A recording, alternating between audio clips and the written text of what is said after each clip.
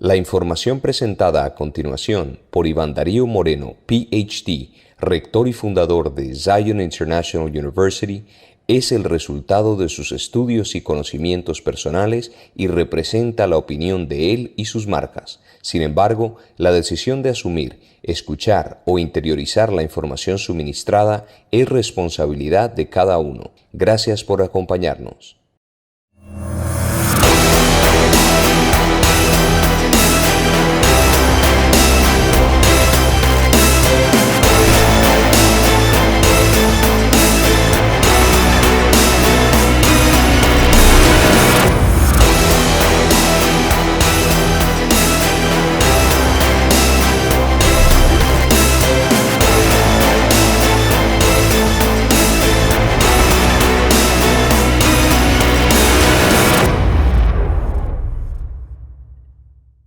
Muy buenos días, tardes y noches a todos ustedes. Les habla Iván Darío Moreno. Bienvenidos a mi programa de Reconciliando Ciencia y Religión. En esta ocasión les voy a hablar sobre el libro de Enoch desde la lupa académica. Bien, hay muchas cosas por decir sobre el libro de Enoch. Tal vez este programa no vaya a tocar todos esos temas porque es muy extenso, pero sí quiero dar como lo fundamental sobre este libro. Para comenzar, quiero decirles que la versión más completa de este libro es una versión etíope que utiliza la Iglesia Ortodoxa Etíope, que lo considera un libro sagrado para ellos. Y también hay otras versiones. Entre esas otras versiones se encuentran las del Mar Muerto. Aquí ustedes pueden ver en esta página web que se llama the deadseascrolls.org.il los fragmentos que se encontraron en el desierto de Judea. Si vamos aquí y buscamos Enoch, aquí lo escribí en inglés, me va a arrojar esos resultados. Se encontraron en la cueva 4, 22 fragmentos, yo creo, en la 7.5, en la 1.2. Esos fragmentos están divididos en lo que es pergamino, que serían 25, y 2 en papiro. Los de papiro pues, son los más antiguos. Y de los periodos encontramos el periodo asmoneo 15, herodiano 5, del periodo romano helenístico 2. Esos son los más antiguos entre los rollos del Mar Muerto. Entre los más antiguos, ustedes ven, son fragmentos. Por ejemplo, este fragmento de acá se le tituló de esta manera, es decir, de la primera cueva, 24. Y aquí pues ustedes tienen fotos interesantes de los fragmentos que se encontraron. Está en arameo y como les había dicho es del periodo romano helenístico, que estamos hablando aproximadamente del cuarto siglo antes de Cristo, para ser más exactos hacia el 323 antes de Cristo. Eso es lo que sabemos en cuanto a las versiones, es decir, de las versiones más antiguas, pues son esos fragmentos escritos en arameo.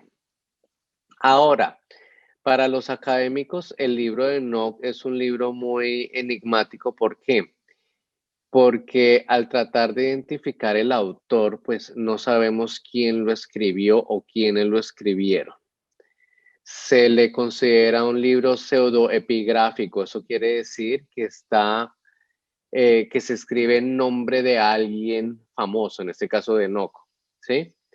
Es decir, para los académicos este libro no lo escribió Enoch, sino lo escribió otra persona u otras personas. Por eso se le llama pseudoepigráfico. Ahora, este libro, ¿por qué es importante digamos, desde el punto de vista histórico? Cuando descubrieron los rollos del Mar Muerto en Judea, pues se pudo entender un poco más sobre los judíos que vivían en el desierto. Hay muchos apuntan a que esta biblioteca que encontraron en el desierto de Judea le pertenecía a los esenios. Digamos que esa es una de las conjeturas más importantes que hay, tal vez la más probable de todas, es que fueron los esenios quienes escondieron digamos, estos rollos en el desierto.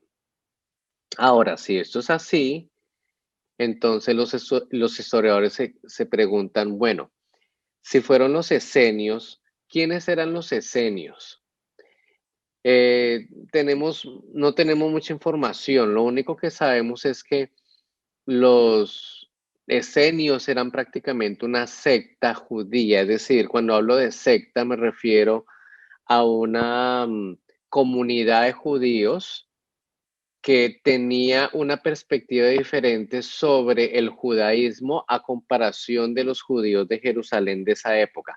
Es decir, estamos hablando desde el cuarto siglo, es decir, después del cautiverio. Recuerden que después del cautiverio regresaron los judíos a Jerusalén y construyeron el segundo templo.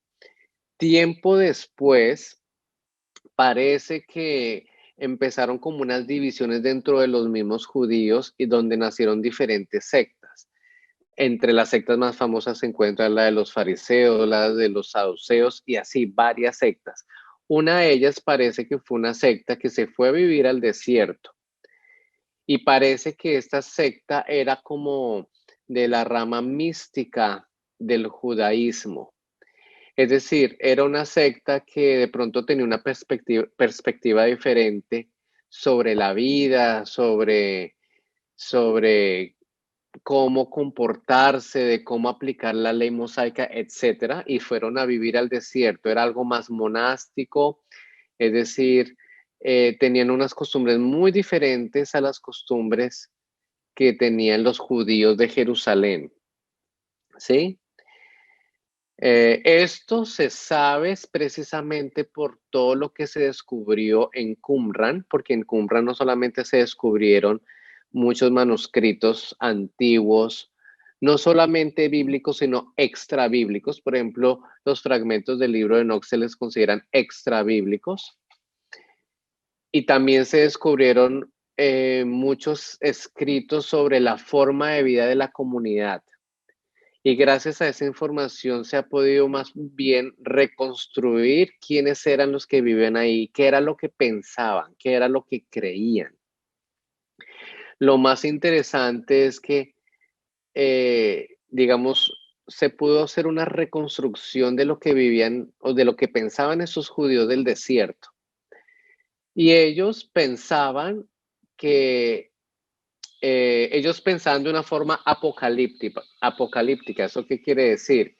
Ellos pensaban que digamos que la vida bajo el dominio romano había llegado a su colmo, ¿sí?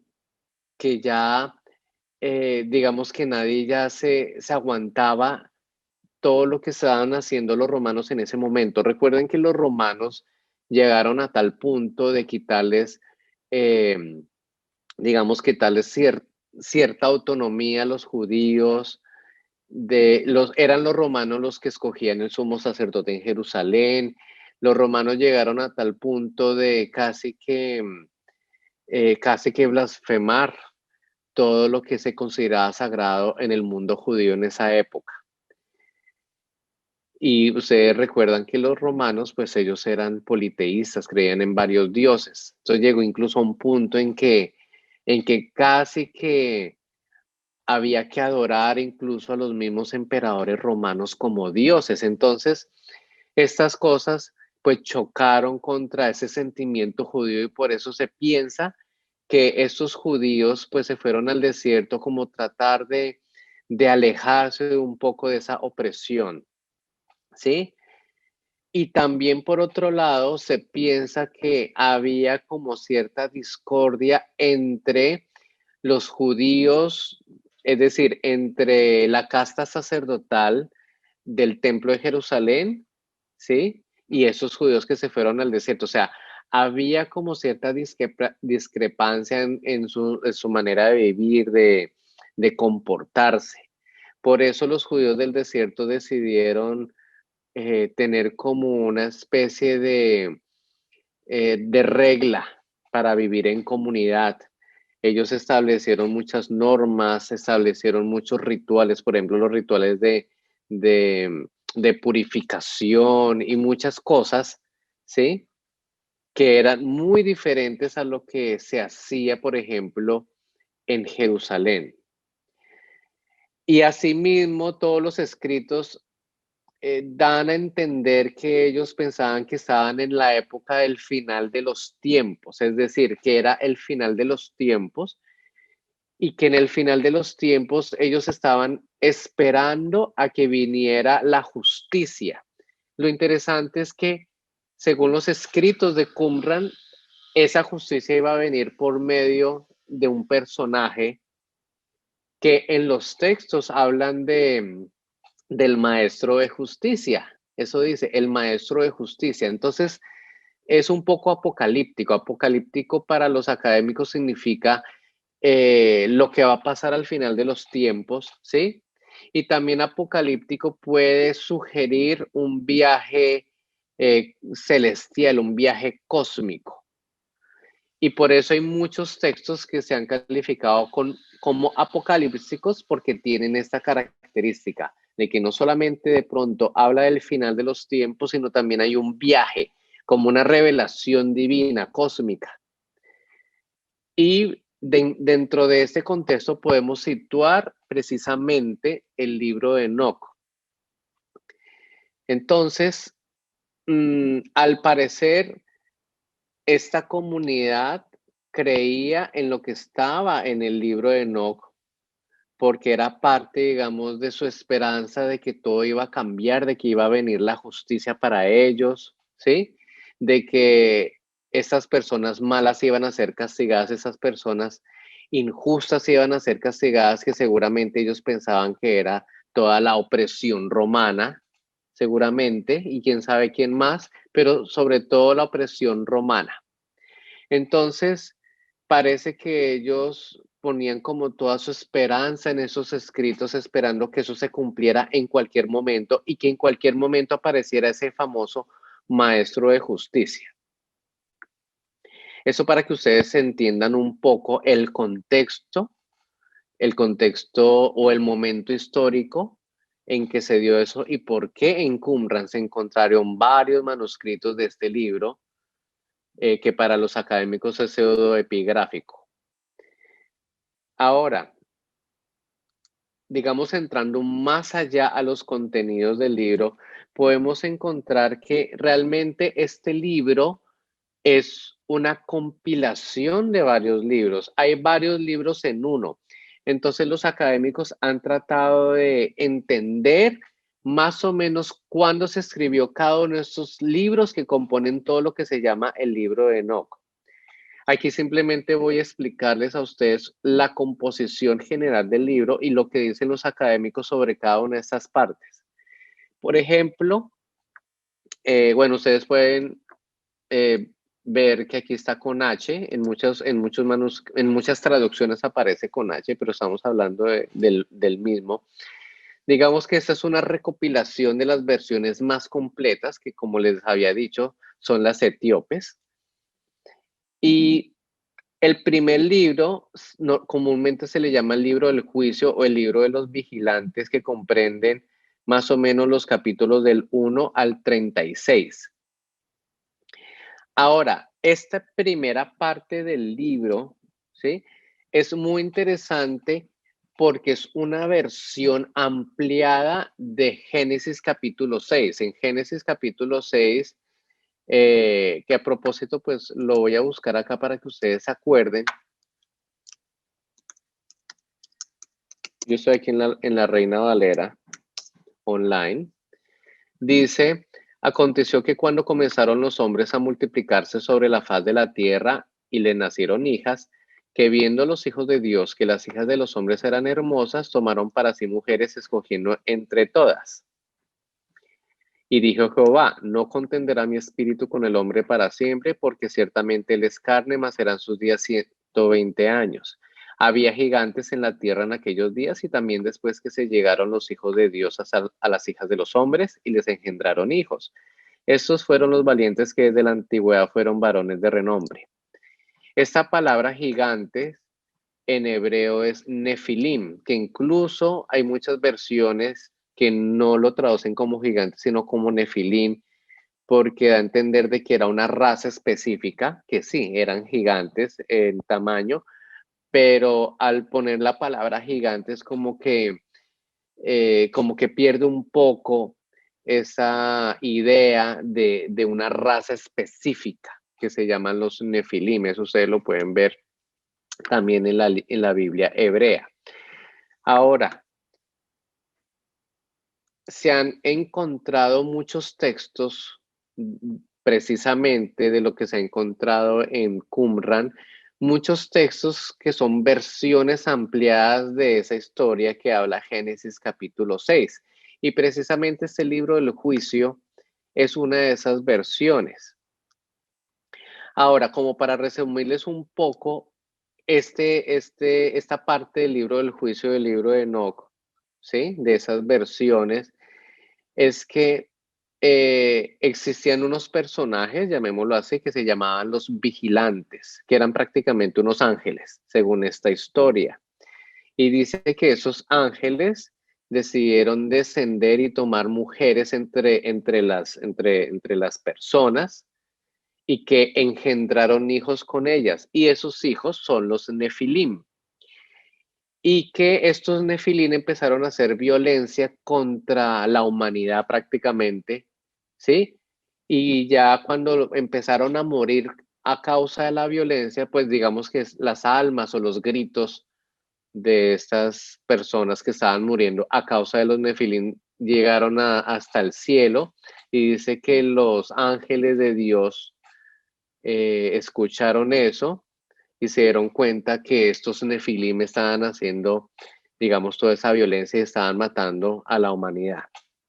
Y es cuando dicen que en esta historia dice que envían a Enoch para dar una sentencia a estos ángeles, que son los vigilantes, puesto que ellos han cometido un gran error en descender y hacer esto con, digamos, con las mujeres, porque no solamente las embarazaron, sino que también les enseñaron un conocimiento oculto sobre las plantas, sobre el universo, sobre astronomía, o sea, les revelaron secretos, ¿sí?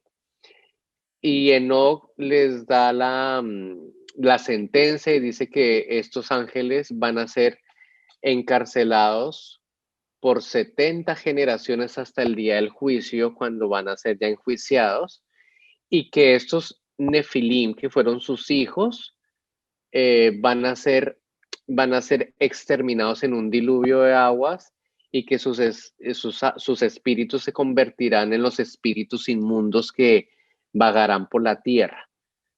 Esto es más o menos el resumen de esa parte del libro del juicio del libro de Enoch.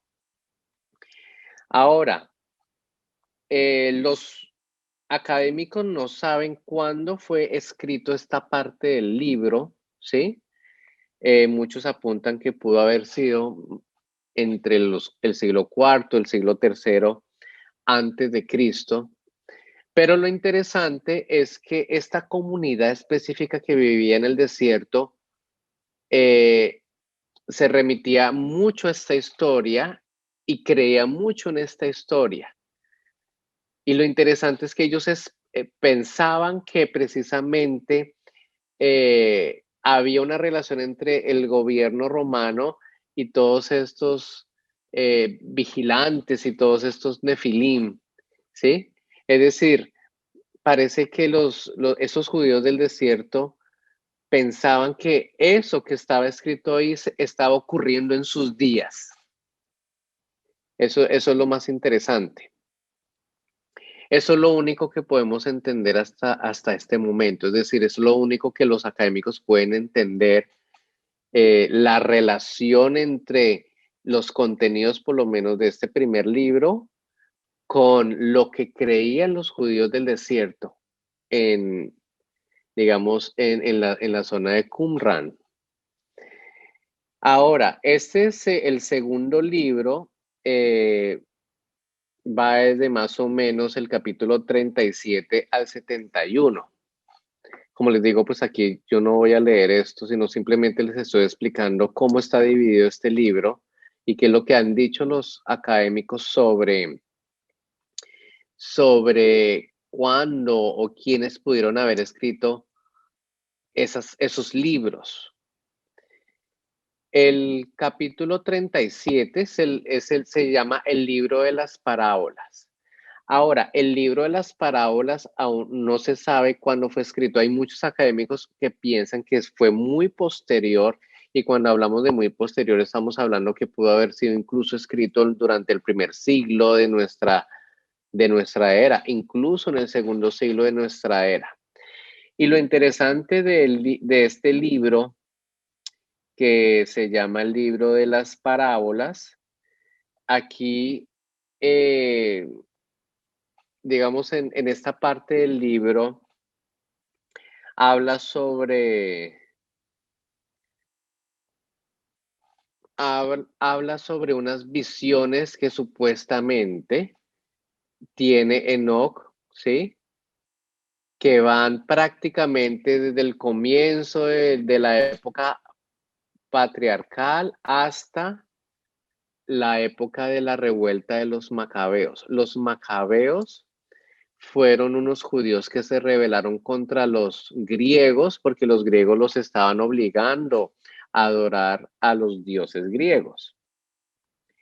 Entonces, obviamente los macabeos pues se opusieron a eso y pelearon contra los griegos y lograron ganar, y ahí comenzó el imperio asmoneo por un tiempo mientras llegaron otra vez los romanos.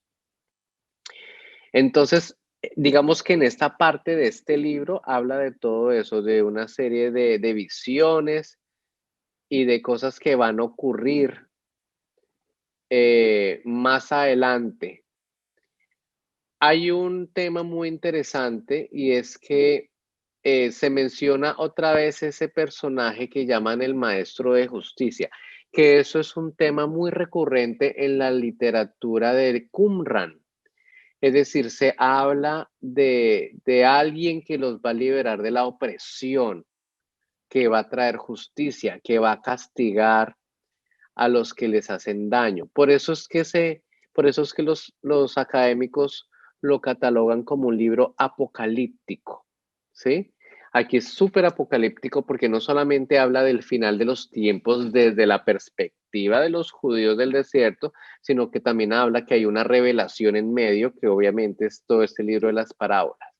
Todo lo que se les estoy diciendo es para que ustedes entiendan cómo los académicos explican la relación de este libro con, llamémoslo así, con la forma, no la forma, bueno, la forma de vida también, pero la creencia que tenían los judíos del desierto, sobre todo en la comunidad de Qumran donde se encontraron. El siguiente libro, que es más o menos, estamos más o menos en el capítulo 72, comenzaría el tercer libro, que se llama el libro sobre el movimiento de las luminarias celestiales o el libro astronómico. Este libro es particular, que lo hace enteramente apocalíptico. ¿Por qué? Porque es un viaje cósmico. Cuando digo cósmico significa que es un viaje a las estrellas, al sol, a la luna, ¿sí? En donde supuestamente a Enoch le muestran cómo es el cosmos, ¿sí? Y es interesante ver cómo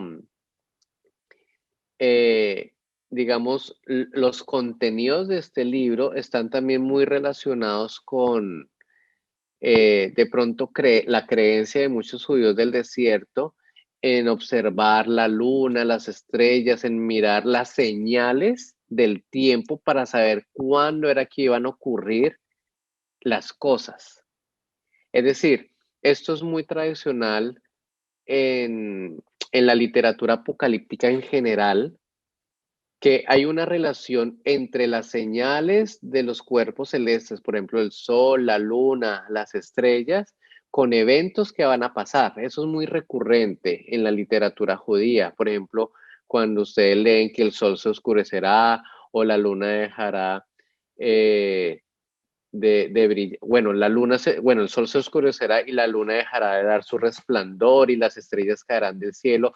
Obviamente, eso desde un punto de vista astrológico es muy parecido, por ejemplo, a los eclipses y fenómenos, eh, digamos, cósmicos. Obviamente, desde un punto de vista eh, metafórico, pues tiene muchas otras explicaciones, que eso es lo que hace la teología, explicar la metáfora detrás de todo esto. Pero lo interesante es que siempre se toma los elementos, los cuerpos celestes y se asocian a eventos del fin de los días. Y eso era lo que ocurría precisamente con esa comunidad de judíos del desierto. Esta parte del libro más o menos va hasta el capítulo 82, ¿sí? Digamos ese viaje que existe, ese viaje, llamémoslo así, cósmico, o ese viaje celestial, en donde en este caso Enoch supuestamente ve todas esas cosas. A partir del capítulo 83 viene otro libro que se llama El libro de los sueños, y el libro de los sueños va del capítulo 83 al capítulo 90. Y en ese capítulo de los sueños hace parte, bueno, ese capítulo de los sueños es más bien corto, pero también son son unos sueños que también tienen mucho que ver con la historia de los judíos de la época patriarcal hasta más o menos la revuelta de los macabeos, ¿sí? Es una historia, digamos, metafórica en donde utiliza animales para, para explicar un poco la historia resumida de los hebreos. Tampoco se sabe cuándo fue escrito esto, pero también estamos hablando que tiene que ser por las mismas épocas, primer siglo o segundo siglo antes de Cristo. Y la última parte es el libro quinto, que muchos académicos lo llaman pues la epístola de Enoch, que más o menos comienza en el 91 hasta el 108, que sería ya el final. Esta es prácticamente como una carta. Es una carta en donde incluso supuestamente se habla sobre, bueno, realmente es un discurso sobre lo que va a pasar en en esos días del juicio, cuando venga ese maestro de justicia y todo lo que va a ocurrir. Y también hace una reminiscencia a partes del libro de Noé. El libro de Noé también es otro texto que se encontró dentro de los manuscritos del Mar Muerto, ¿sí? Que también es pseudoepigráfico y también pues habla de cosas que supuestamente ocurrieron en la época de Noé. Y bueno, como les dije, esto ya terminaría más o menos en el capítulo 108.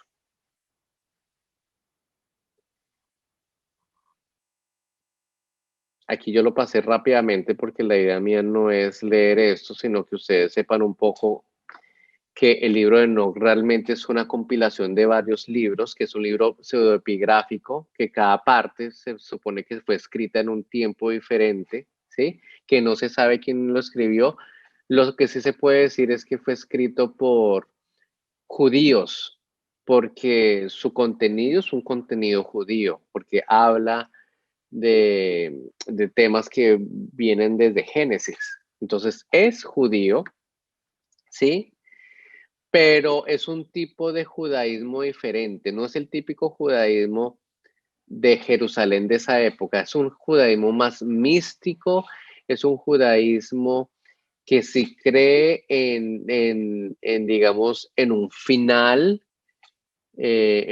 de los tiempos que según ellos va a ocurrir en esos mismos tiempos en que fue en esos mismos tiempos. Cuando hablo en esos mismos tiempos, estamos hablando de cuarto, tercer, segundo, primer siglo antes de Cristo, ¿sí? E incluso dentro del mismo primer siglo de nuestra era. Es decir, al parecer, con el tiempo fue perdiendo popularidad este libro, seguramente porque veían que no pasaba nada, entonces fue perdiendo como popularidad, como que había menos esperanza de lo que estaba escrito allí, pero se entiende que es un libro de una secta judía más bien mística que vivía en el desierto. ¿Qué es lo interesante de este libro desde el punto de vista académico? Lo interesante es que hay muchas referencias en este libro que son muy parecidas a extractos del Nuevo Testamento. Hay una lista larga, pero el más obvio de todos es lo que está escrito en Judas, ¿sí? En Judas habla en Judas, bueno, Judas solamente tiene un capítulo, dice Judas 14, de estos también profetizó Enoc, séptimo desde Adán, diciendo, he aquí vino el Señor con sus santas decenas de millares para hacer juicio contra todos y dejar convictos a todos los impíos de todas sus obras impías que han hecho impíamente y de todas las cosas duras que los pecadores impíos han hablado contra él. Lo interesante es que aquí Judas habla de la profecía de Enoc. De forma curiosa, el primer capítulo de este libro habla algo muy parecido a lo que habla Judas. Y eso está acá en digamos, en este verso 9 del capítulo 1 dice, mira que él viene con una multitud de sus santos para ejecutar el juicio sobre todos y aniquilará a los impíos y castigará a toda carne por todas sus obras impías, las cuales ellos han perversamente cometido y de todas las palabras altaneras y duras que los malvados pecadores han hablado contra él. Judas 14:15.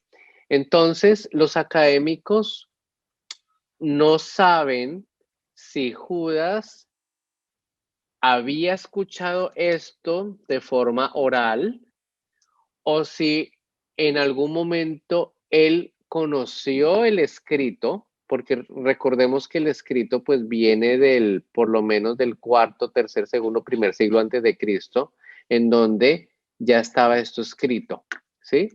Eso es lo que no se sabe, por un lado. Por otro lado, los académicos se preguntan hasta qué punto muchos judíos que se empezaron a convertir, o sea, esos judíos cristianos, algunos de ellos creían en este tipo de escritura o de literatura apocalíptica, porque hay muchos pasajes en el Nuevo Testamento que remiten a precisamente este tipo de literatura apocalíptica. Entonces, eso es lo que los académicos, digamos, se preguntan. Y se preguntan además en qué momento se dejó, es decir, si realmente hubo como cierta influencia de creencias apocalípticas de esta época en los primeros cristianos, entonces, ¿en qué momento eso dejó de ser tan importante? Sí, porque obviamente sabemos que el libro de Enoc no pertenece al canon de las Biblias occidentales, solamente pertenece al canon de la Iglesia Ortodoxa Etíope. También los Beta Jerusalén, que es un grupo de judíos, también lo consideran sagrado para ellos, pero para los cánones occidentales no hace parte del canon bíblico. Es decir, más o menos hacia el año 300 y pico, en el Concilio de la Odisea, se sacó el libro de Enoc del canon occidental, pero los académicos han encontrado que los primeros cristianos, digamos que leían el libro. Incluso tenemos escritos por Justino Mártir, Atenágoras.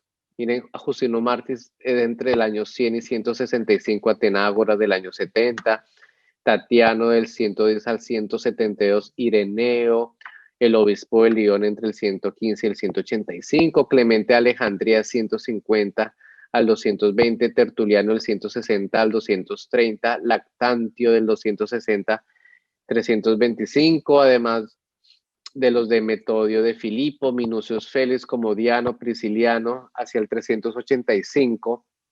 Es decir, durante el primer, segundo y tercer siglo había cristianos e incluso padres de la iglesia que, no, digamos, mencionaban el libro en sus escritos, ¿sí? Fue ya después, hacia el siglo IV, o sea, entre el siglo, sí, el tercer siglo y el cuarto siglo fue cuando prácticamente se desechó. ¿Por qué se desechó el libro de Enoc? Desde un punto de vista judío, es muy importante que ustedes sepan que los que leían ese libro eran los judíos del desierto, no los judíos de Jerusalén. Al parecer, los que oficializaron el canon de los libros del Antiguo Testamento fueron judíos de Jerusalén, no judíos del desierto, no judíos de Egipto. Los judíos de Egipto, los del desierto, también leían otro tipo de literatura. Entonces, obviamente, no había unanimidad entre los libros, entre los mismos judíos, llamémoslo los judíos mayoritarios. Por eso se entiende el por qué esto fue sacado de los libros del judaísmo mayoritario, porque los que hicieron el canon palestinense fueron los judíos de Palestina, precisamente los de Jerusalén. Y obviamente el cristianismo, en el momento de hacer su canonización, retomó la canonización ya judía del canon palestiniano, ¿sí? Que ya había sacado el libro de su canon, ¿sí? Entonces, históricamente los cristianos adoptaron el canon palestinense y no dudaron de él, simplemente lo adoptaron tal cual como les llegó del judaísmo mayoritario. Es importante que ustedes sepan todas estas cosas, cómo los procesos históricos son tan importantes entenderlo, entender cómo ubicar esos libros en la historia, de que no hay que tenerle miedo a ver estos libros, sino más bien entenderlo dentro de un contexto histórico. Por eso yo les estoy presentando ese tema desde la historia, para que ustedes entiendan cómo ubicarlo. El resto ya es algo totalmente que se sale de las manos de un académico. Entonces, ya les conté un poco sobre este libro desde el punto de vista académico, ya les hablé sobre que prácticamente la autoría pues, es anónima porque no se sabe quién lo escribió, ¿sí? Y por eso se le llama un pseudoepigráfico. Ya les dije que para los judíos del desierto, seguramente los esenios, este libro era muy importante y significaba mucho para sus vidas, para sus condiciones de vida, para lo que ellos eran el fin de los días en ese momento, ¿sí? Y cómo al parecer muchos judíos convertidos siguieron creyendo en muchas cosas que traía este libro, ¿sí? Como lo atestiguan muchos apartes, digamos, del Nuevo Testamento, e incluso muchos personajes como padres de la iglesia, todos esos que les mencioné ahí, ¿sí? Y cómo en un momento dado ya eh, los diferentes cánones occidentales desecharon el libro, lo dejaron por fuera del canon oficial, excepto la iglesia ortodoxa, cristiano ortodoxa etíope, entre, digamos, los cristianos y entre los judíos, los Beta Israel, todavía los siguen leyendo. Espero les haya gustado, les habló Iván Darío Moreno y los espero en otra ocasión para darles otro tema interesantísimo de Reconciliando Ciencia y Religión. Hasta luego. La información que acabamos de presentar por Iván Darío Moreno, PhD, rector y fundador de Zion International University, es el resultado de sus estudios y conocimientos personales y representa la opinión de él y sus marcas. Sin embargo, la decisión de asumir, escuchar o interiorizar la información suministrada es responsabilidad de cada uno. Gracias por acompañarnos.